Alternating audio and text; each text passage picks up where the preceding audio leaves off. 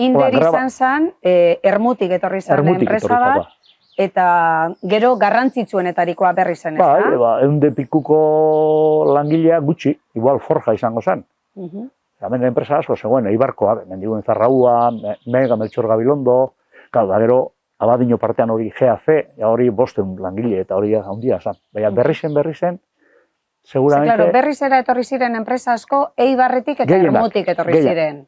Gehienak Eibarretik. Mendiguren Zarraua, Meltxor Gabilondo, eta gero berrizko enpresa bai, bertako jentea, eta hori, baina gehienak Eibarretik.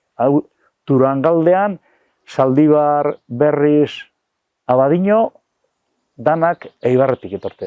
Eta zeratako enpresak ziren, zetara dediketan ziren? Danak ziren, estampazioa, kotxeakin lotuta, kotxe munduarekin lotuta ziren gehienak. Bueno, GAC-koa bizikletak.